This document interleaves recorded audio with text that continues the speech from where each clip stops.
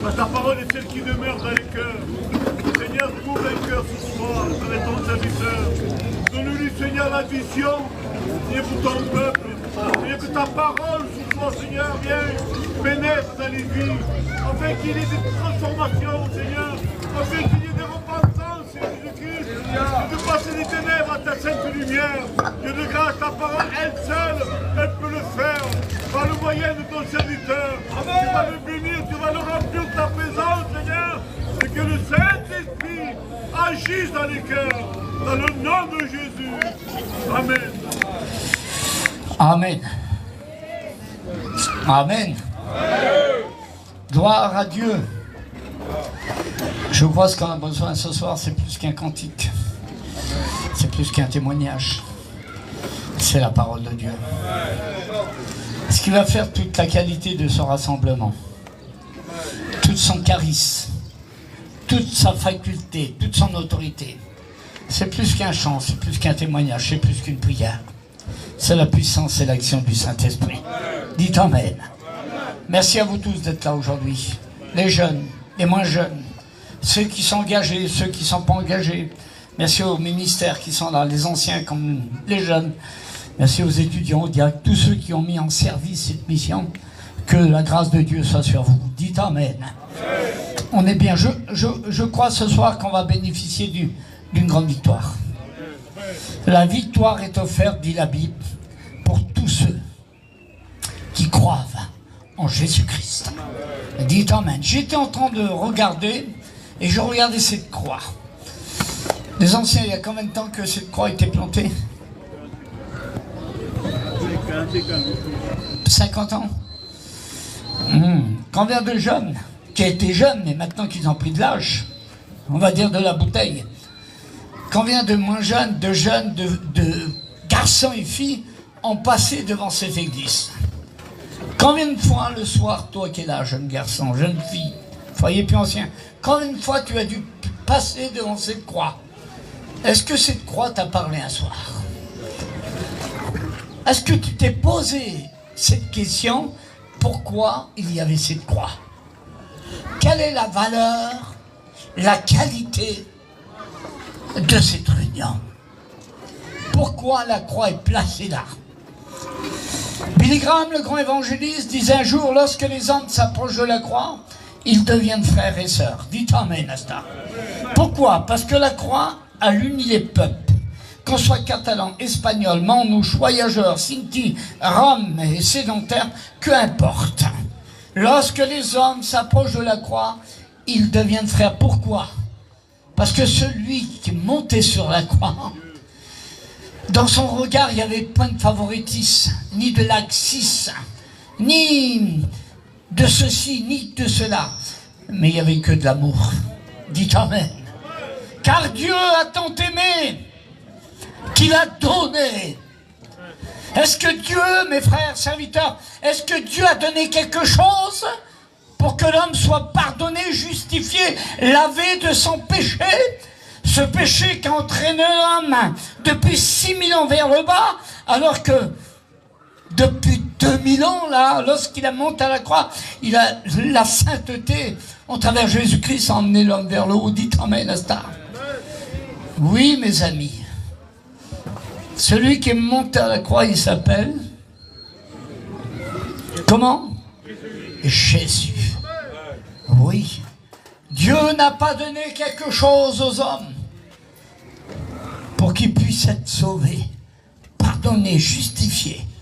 Mais Dieu a donné quelqu'un, une partie de lui-même, qui puisse être sauvé, pardonné, justifié. Mais Dieu a donné quelqu'un, une partie de lui-même, pardonné, justifié. Mais Dieu a donné quelqu'un, une partie de lui-même, sans pardonné, justifié. Mais Dieu a donné quelqu'un, une partie de lui-même, sans. Dieu a fait le contraire. Il n'a pas pris la place de son fils, il a donné son fils. Et ça, c'est une double amour. Dites Amen. Dieu est amour. L'amour n'est pas une évolution. L'amour n'est pas un mouvement. L'amour n'est pas une association. L'amour, c'est pas monsieur un tel ou monsieur un tel. Non, l'amour, c'est quelqu'un. Car Dieu a tant aimé qu'il a donné. Dites Amen. Dieu a donné une partie de lui-même, à savoir son Fils. Amen, gloire à Dieu. Quel honneur, quel privilège que vous avez, que j'ai, et qu'on a d'être là ce soir. Mais pourquoi Dieu t'a donné ton Fils? Mon amour a fait que j'ai regardé le drogué, j'ai regardé le blasphémateur, le menteur, le trompeur, l'adultère, celui qui était dans son immoralité, dans ses pensées, embourbé dans sa misère. Alors j'ai donné le meilleur de moi-même, j'ai donné mon Fils. Dites Amen, Asta. Quel bonheur de savoir que notre Dieu est amour.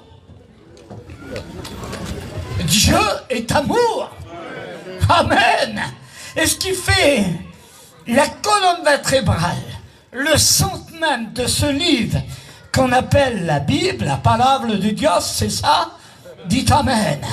Ce livre qui est composé de 40 auteurs, 39 livres dans l'Ancien Testament, 27 dans le Nouveau, 3 millions de lettres, 199 chapitres, 31 000 versets et ainsi de suite, 929 chapitres dans l'Ancien, 260 dans le Nouveau, avec 88 doctrines, 40 auteurs, ce qui fait toute l'autorité, le charisme de ce livre.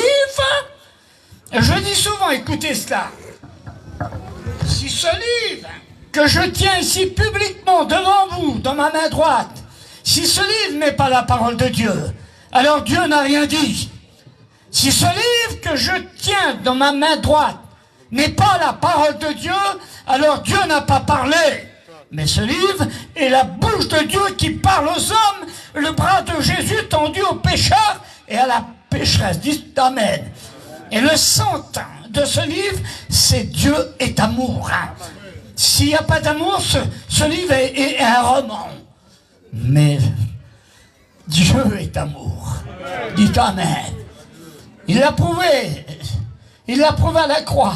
Et il l'a prouvé dans nos cœurs. La Bible dit que l'amour de Dieu est manifesté dans nos cœurs par la personne du Saint-Esprit. Amen. Quels sont ceux et celles qui sont là ce soir et qu'un jour ils ont bénéficié de cet amour? Levez voir la main. Il y avait la haine. Il y avait l'incrédulité, il y avait l'immoralité, il y avait la souffrance, il y avait toutes sortes de choses dans le cœur. Mais l'amour de Dieu est venu à changer les temps et les circonstances. Dites Amen, n'est-ce pas? Pasteur, elle est grande l'introduction, mais c'est comme ça ce soir. Est-ce qu'on a la liberté de l'évangile ici? Ici c'est la place comment? Cité Vélus. Eh bien ce soir, ici, il va y avoir une grande victoire. Parce que Dieu va nous surprendre. Et Dieu va nous étonner. Le Seigneur dit, dans le livre de Jérémie, parce que là j'ai du mal à lire, je vais le dire oralement, il dit ceci. Il dit, Jérémie, parole de l'Éternel à Jérémie. Il dit, Jérémie, il y a été quelque chose pour moi, l'Éternel, qui serait trop difficile pour que je ne puisse pas le faire. Est-ce qu'il y a une chose ce soir qui serait trop difficile venant de la part de Dieu pour que Dieu n'intervient pas? Est-ce qu'il y a une chose que Dieu ne pourrait pas solutionner? Dieu peut tout, dites Amen. Et Dieu peut nous étonner ce soir. Vous savez, dans le livre d'Exode, dans l'Ancien Testament, le 2e livre de la Genèse, il est dit ceci, Moïse était dans le désert. Il y avait environ 3 millions de personnes. Ça s'étendait sur une superficie de 1200 km². Et au milieu, il y avait une colonne de feu qu'on appelait la Shekinah. Selon une version rabbinique, elle faisait de 8 à 10 km de tour. Tous les gens étaient là. Les grands, les petits, les jeunes, les moins jeunes. Les pauvres, les riches. Tout le monde était là. Mais un beau jour, le peuple, passant dans ce désert, il avait soif, il avait faim. La Bible dit qu'il y avait un rocher. La Bible dit qu'il est le rocher de notre salut. Vous trouvez dans l'Ancien Testament 28 ou 29 fois le mot rocher qui est attribué à Jésus-Christ. Et un beau jour, le peuple était là, il avait faim. Et Moïse a prié Dieu. Et tôt le matin, les Hébreux se sont levés. Et il y avait comme une gelée là, par terre. Il était tombé quoi? De la manne. Et c'est là que les Hébreux ont donné la première fois le mot manne à la manne. Ils ont dit manne où? Manne où? Manne où? Ils ont ramassé la manne. Mais ce jour-là, ils ont été étonnés de savoir que dans l'invisible, le soir, Dieu avait fait tomber de la manne. Lorsque les cailles arrivaient, ils ont été étonnés qu'ils pouvaient les prendre comme ça à la main. Et dites amen, Astar. Lorsque David,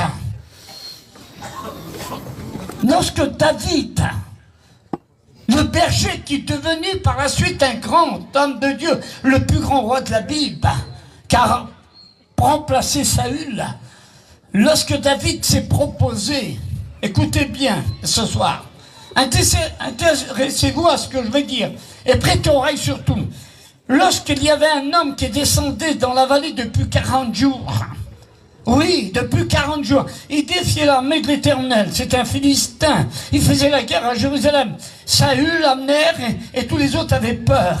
Il défiait l'armée de l'Éternel. Mais le petit David est arrivé, un petit berger. Il avait quoi dans ses mains? Il avait 5 pierres polies. Il a ramassé dans le torrent et puis il avait un petit van, un petit lance-pierre. Lorsque David était critiqué par les autres, qu'on croyait l'impossible, écoutez bien, Dieu nous étonnera toujours par des choses simples. N'attendez pas ce soir que le ciel s'ouvre, qu'il tombe des grêlons de feu, que la terre tremble. Mais dans la simplicité, Dieu peut t'étonner ce soir et il peut nous surprendre. Et là, les gens ont été surpris. Lorsque le petit David est arrivé devant Goliath, il a lancé la petite pierre qui est partie à 150 km/h. Et le grand géant, devant ces deux armées, est tombé par terre. Dites amen. J'ai envie de dire ce soir, un Goliath à abattre, un géant va tomber dans ta vie. Dites amen. Il a été étonné, lorsque Élie, dans le livre des rois, Élie était là. Il y avait 450 faux prophètes d'un côté et 400 de l'autre. Il y avait le roi qui était là, et puis tous ses acolytes qui étaient autour de lui. Eh bien, ils étaient étonnés. Mes amis, Dieu va au-delà de nos penchants. Dieu va au-delà de nos pensées. Dieu à tout moment, de la journée, de la nuit, à tout instant, il peut nous étonner. Dites amen, Astar. Les faux prophètes qui ont passé pendant des heures à essayer d'appâter la galerie, en dernier, jusqu'au midi, il n'en pouvait plus. Et puis Élie s'est mis là, il a dit, invoquez votre Dieu Baal, peut-être qu'il dort, peut-être qu'il est parti en voyage, criez plus fort et ainsi de suite. Et il fut un moment où on a fait toutes sortes d'incisions qui ont fait dans leur corps pour essayer d'appeler Baal, mais il n'y avait ni réponse, ni ouah. Écoutez bien, la prédication de soir, à l'escalier, mais elle aura son efficacité à la fin de la réunion. Et pendant la réunion, dites amen. Oui, Élie s'est levée, toute seule. Quelqu'un disait un jour, un homme avec Dieu, une femme avec Dieu, c'est la majorité. Dites amen, Astar. Et Élie a défié tous ces faux prophètes de misère. Et lorsqu'il a fait une creusée autour du sacrifice, et qu'il a demandé à 3 reprises qu'on verse de l'eau, là sur le taureau, le bois, les gens étaient là, les yeux plus grands que le corps, les oreilles ouvertes à ce qu'il disait Élie, le prophète de feu. Tout le monde était là.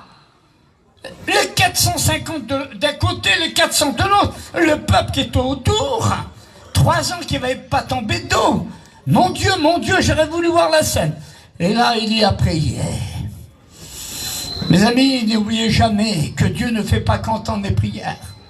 C'est le Dieu de l'exaucement.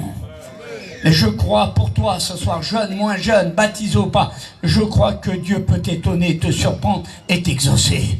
Dites Amen, n'est-ce pas? Eh bien, le feu est venu du ciel. Il a consommé le taureau, le bois, même l'eau qu'il y avait dans le fossé. Les gens furent étonnés et surpris. Dites Amen, n'est-ce pas? On peut réciter des heures de texte et de contexte ce soir. Mais je crois que la majorité d'entre vous qui sont là, vous n'avez pas besoin de texte et de contexte. Je ne vais pas vous apprendre le grec, je ne sais pas, ni l'hébreu, ni l'araméen, ni le latin. Mais je vais vous dire ce soir que le Dieu qu'on prêche ici, les serviteurs de Dieu, c'est le Dieu de la simplicité, mais de l'efficacité, et celui qui peut te surprendre. Tu es ce que tu es, tu vaux ce que tu vaux, tu es auprès d'une voiture, tu es là, au balcon d'une maison, tu es à gauche, tu es à droite, tu es au milieu, tu es derrière moi, et le Seigneur veut t'étonner ce soir. Est-ce que Dieu est capable de nous étonner? Oui, oui. Le Seigneur change les temps et les circonstances. Mais il suffit de le vouloir. Et de dire, moi aussi je voudrais. Moi aussi je voudrais que tu m'étonnes. Moi aussi je voudrais que tu m'étonnes. Moi aussi je voudrais que tu me surprends ce soir. Qui peut surprendre le Seigneur ce soir? Est-ce que c'est toi? Est-ce que c'est toi? Est-ce que c'est toi? Est-ce que c'est toi, père de famille? Est-ce que c'est toi, mère de famille? Est-ce que c'est toi, le garçon, qui t'entraîne dans les choses que tu ne dois pas faire? Que l'ennemi te fait faire ce que tu ne veux pas faire? Il te fait dire ce que tu ne veux pas dire et il te met à l'endroit où tu ne voudrais pas être? Est-ce que c'est toi, ce soir, que Dieu voudrait surprendre, les pasteurs? Qui pourrait dire ce soir, moi, j'ai pas besoin que Dieu me surprenne. Il n'y a pas un homme ici. Il n'y a pas une femme qui peut dire qu'il est heureux sans la présence de Dieu. C'est ça les pasteurs. On a besoin de voir la gloire de Dieu. Et voilà le mot pour vous ce soir. Baptisé, non baptisé, croyant, pas croyant, que vous faisiez pas, je sais pas, partie d'un mouvement, d'une association, qui importe, catholique, protestant, hindouiste, bouddhiste, c'est ce que vous voulez. Vous avez besoin de passer par la croix. Vous avez besoin d'être sauvé ce soir. Vous avez besoin que Dieu vous surprenne. Tu as besoin que Dieu te surprenne. L'ennemi est en train de te détruire. L'ennemi est en train de casser ta vie. Tu vois pas que tu n'es pas heureux? Tu vois pas que l'ennemi est en train de te tromper? Il est en train de te baratiner, il est en train d'abuser de ta jeunesse, de ton foyer. Il est en train de déchirer ton âme. Et le Seigneur te dit ce soir, laisse-moi te surprendre. Laisse-moi prendre ta vie en main. Il te dit, si les serviteurs ont voulu faire cette mission, c'est pour que je te surprenne et que je t'étonne de ma vérité, de mon amour, de ma sainteté, de ma vérité, de mon obéissance. Le Seigneur t'invite à toi qui es là ce soir, garçon comme fille, marié ou pas, jeune et moins jeune. Il veut te dire, arrête avec ce que tu fais. Arrête avec le péché. Quelqu'un disait un jour, quand on s'amuse avec le péché, on se brûle. On ne flotte pas avec le péché. Quelqu'un disait un jour, le péché, c'est un gangster en liberté. C'est un fou échappé d'un asile. C'est une pente que l'homme descend depuis 6000 ans. Mais la Bible dit que, oui, le péché abonde, la grâce de Dieu surabonde. C'est la grâce de Dieu ce soir qui t'est offerte. C'est l'amour de Dieu manifesté dans son Fils Jésus-Christ qui peut faire de toi un homme et une femme libre. L'homme sans Dieu n'est pas libre. On est libre. Comment l'a rencontré l'homme de la croix? Le Yeshua de la vie, dit Amen. Oui, ce soir, jeune comme moins jeune, arrête avec ce que tu fais. Le Seigneur veut t'étonner. Laisse-le t'étonner. Laisse-le te surprendre. L'ennemi abuse de toi. Il veut prendre tes 17 ans, tes 20 ans, tes 25 ans. Il veut casser ton foyer, le déchaisser, te démoraliser. Jeune, il veut que tu aies de la haine contre ton père, contre ta mère, contre la société, contre le monde. Le diable veut déviser ta vie. Il veut t'éloigner de Dieu. Il veut t'éloigner de ceux qui t'aiment. Mais le Seigneur veut le construire. Laisse-le t'étonner. Laisse-le te surprendre. Les disciples dans la barque ont été étonnés lorsque Jésus a marché sur l'eau. Ils poussaient des grands cris. Oh, ce soir, si tu pourrais crier ce soir, comme les disciples, et dire, Seigneur, je suis un malheureux. Je suis une malheureuse. Et j'ai besoin de crier vers toi. Quand le malheureux crie, il y a une différence entre pauvre et malheureux. Pauvre, c'est quelqu'un qui est pauvre, qui manque d'argent. Mais on peut avoir un château en Espagne, une villa à Saint-Tropez, un château à Monaco, avoir la plus belle auto du monde en diamant, et on peut être malheureux. Malheureux, c'est au niveau du cœur. Le monde d'aujourd'hui est malheureux. Le monde d'aujourd'hui est en deuil. Vous savez pourquoi? Parce qu'il a perdu quelqu'un. Il a perdu Jésus. Mais ce soir, nous, on veut trouver Jésus. Et on a trouvé Jésus. Dites Amen, Asta. On peut avoir tout et n'importe quoi. On vit dans un manque de satisfaction. Le monde ne sait plus où il va. Les grands, les petits, les présidents, on ne sait plus. On ne sait plus comme le monde tourne. Vous écoutez les infos, la radio, tout va mal en ce moment. On parle de guerre mondiale. On parle du nucléaire. Ça va mal en ce moment.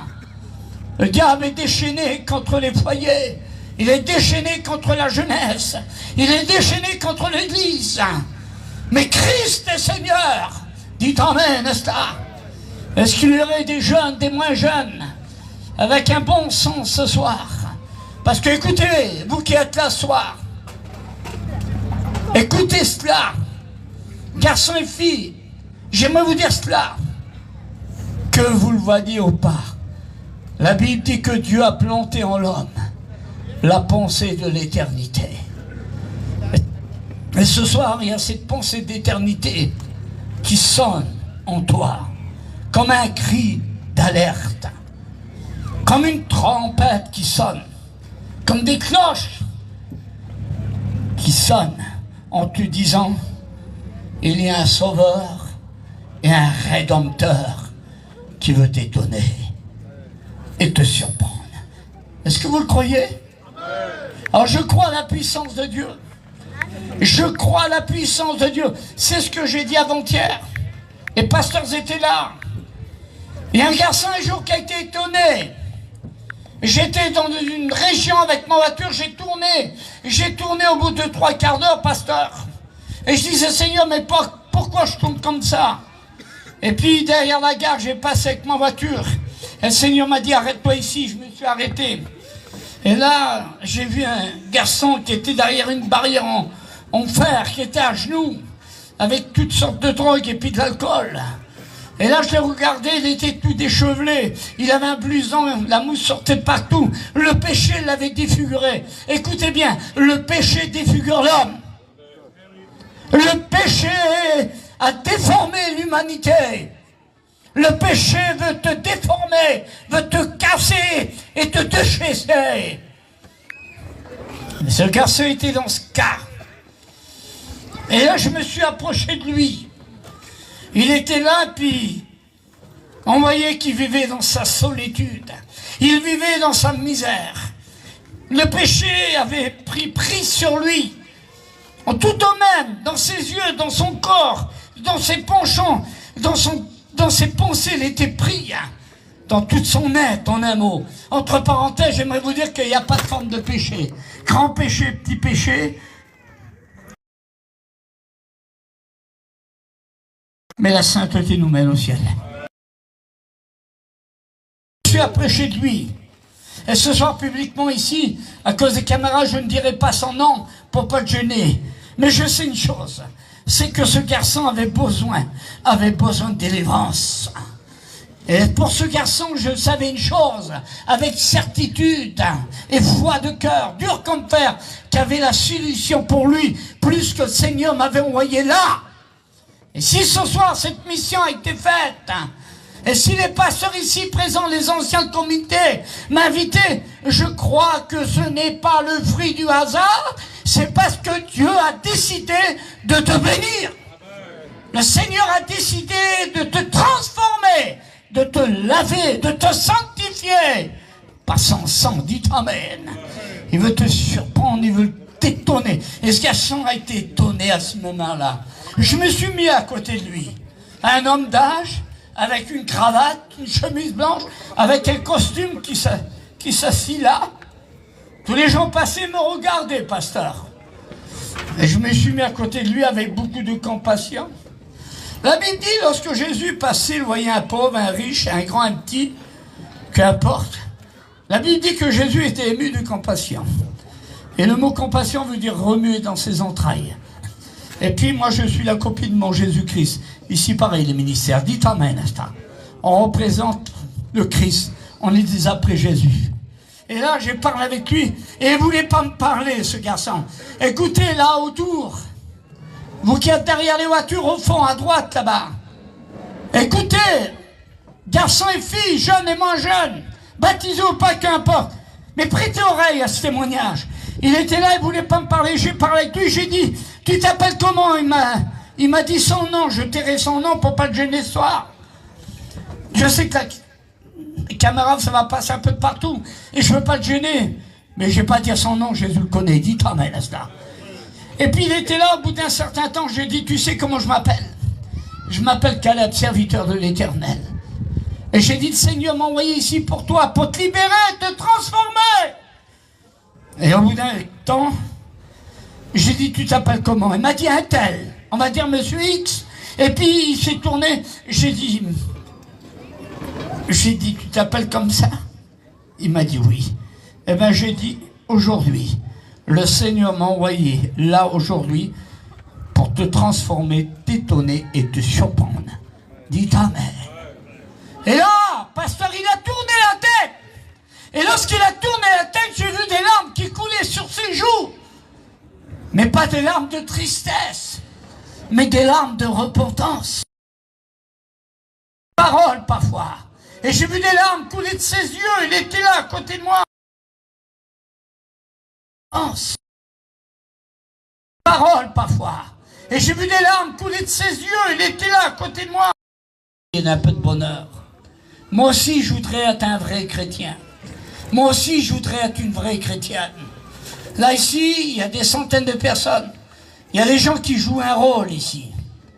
Vous jouez un rôle. Mais votre vie n'est pas en règle avec Dieu. Votre vie n'est pas en règle avec Dieu. Et le Seigneur, ce soir, vous avertit que pour aller au ciel, il faut avoir un cœur repentant.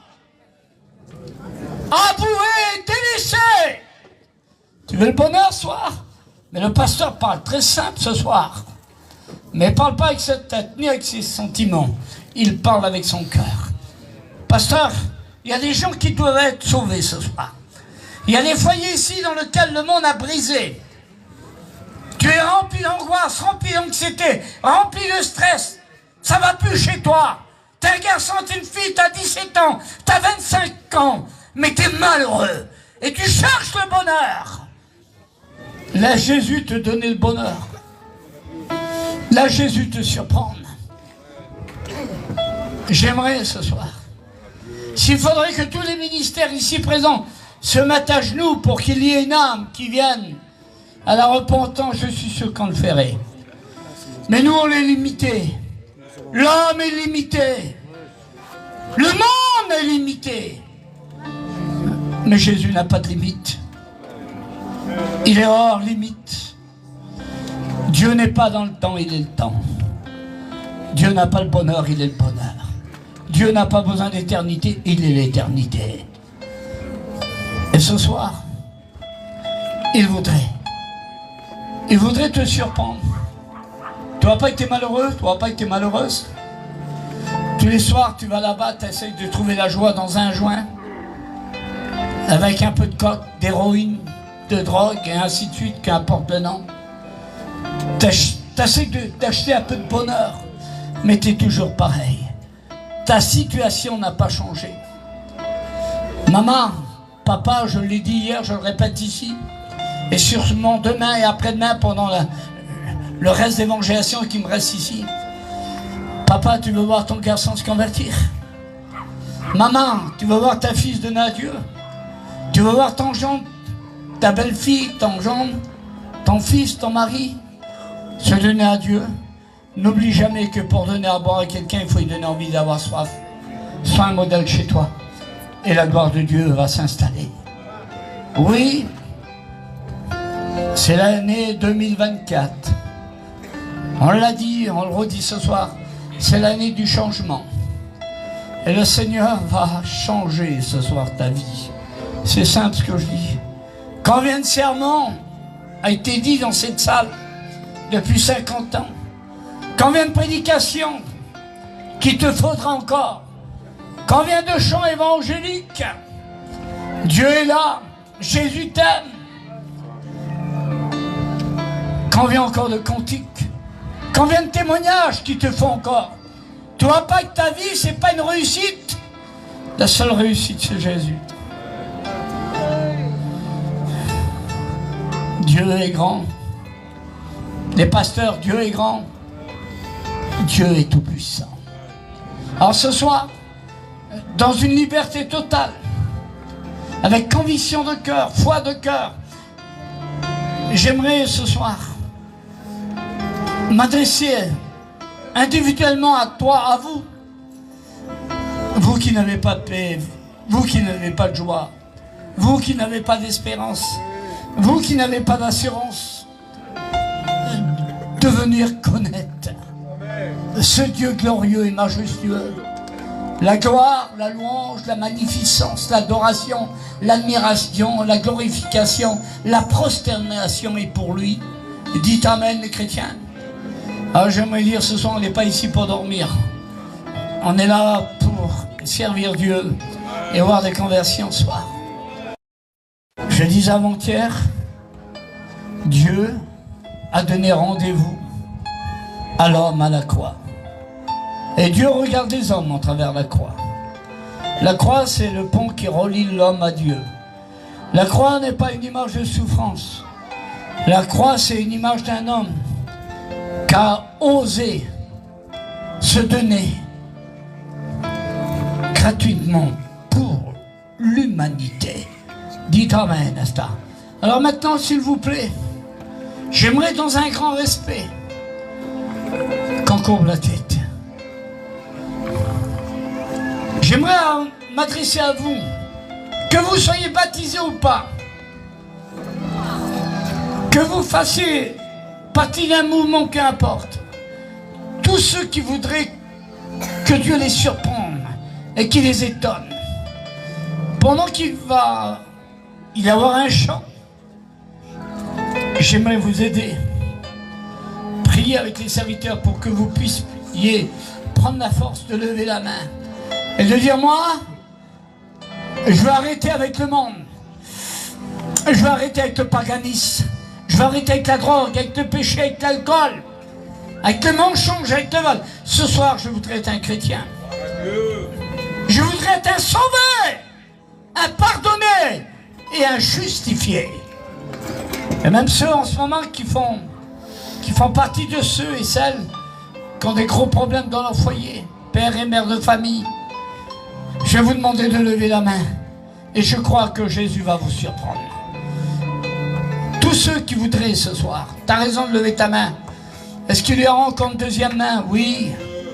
Est-ce qu'il y aura une troisième, quatrième, cinquième main, sixième? Oh, on ne va pas compter les mains. Septième, huitième, amen. Tous ceux qui voudraient bénéficier de la grâce de Dieu, de la miséricorde et de la bonté de Dieu. Est-ce que tu voudrais, à l'heure où tout va mal dans le monde, aujourd'hui, ce soir, et quelle heure il est, pasteur? Quelle heure il est? Comment? 10h moins 10? À 10h moins 10, voudrais que Dieu t'étonne, que le Seigneur te surprenne. Dans ton angoisse, dans ta misère, lève ta main, je vais prier pour toi. Vous avez raison. Tous ceux qui ont soif de fraternité, d'égalité et de liberté, ceux qui voudraient être empreints de l'évangile du Christ, l'évangile de paix, de joie, d'espérance, d'assurance, de confiance, d'obéissance et de fidélité. L'évangile, c'est un évangile qui nous donne à respirer l'odeur de la vie de l'esprit. Dites Amen à cela. J'aimerais que ceux qui ont levé la main se lèvent à leur place, spontanément, mais sûrement. Levez-vous, vous tous qui avez soif de liberté, vous qui peinez.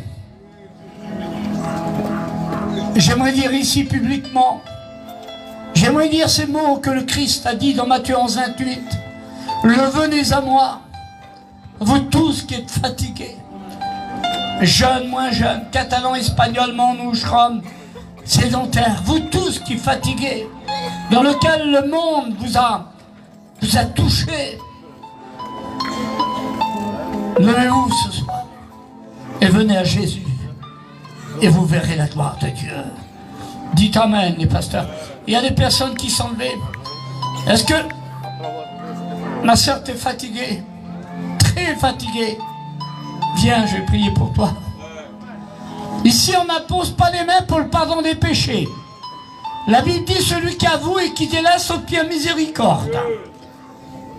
Il y a la part de Dieu, mais il y a la part de l'homme. Il n'y a pas un pasteur ici, une association, un moment qui peut se prétendre pardonner les péchés. Seul le sang de l'agneau pardonne, purifie les péchés. Dites Amen à cela. Mais on peut vous aider à prier. Venez, ceux qui sont debout, venez, quel que soit votre besoin. J'ai vu des mains qui s'élevaient tout à l'heure derrière. J'aimerais que vous s'approchiez. Venez, venez s'il vous plaît. Approchez-vous.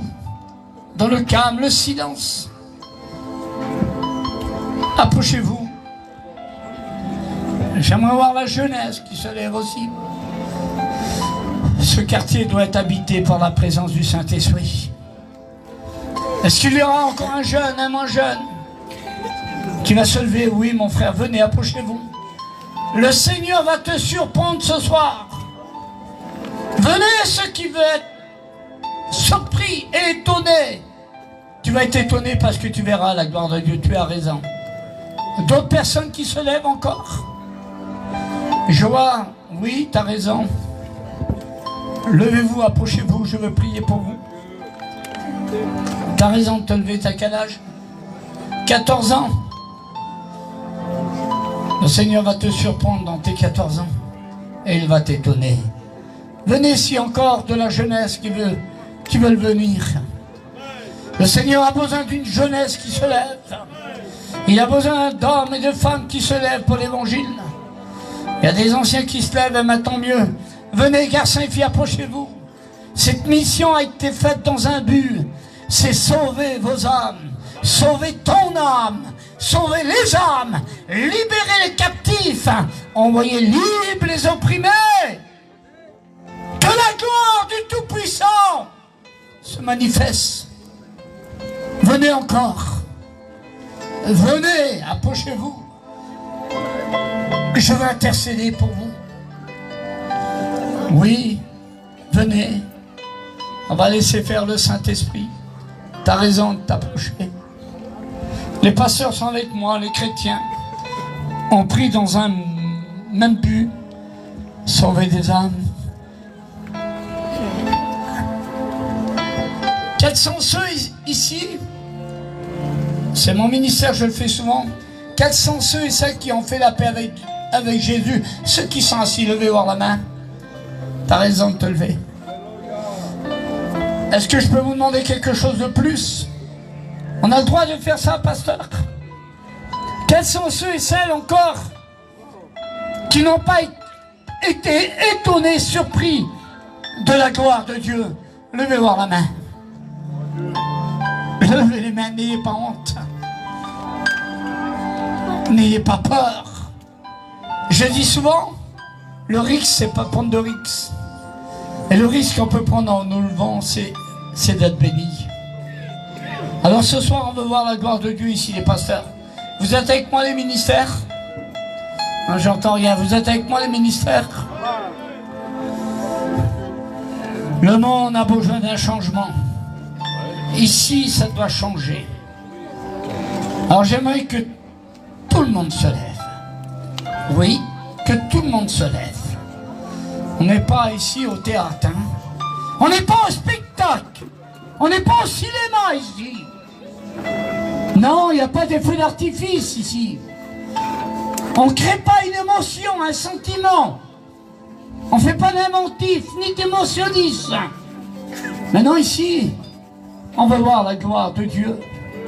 J'aimerais, vous les dames, les mères de famille, les pères de famille, levez-vous s'il vous plaît, j'aimerais que tout le monde se lève.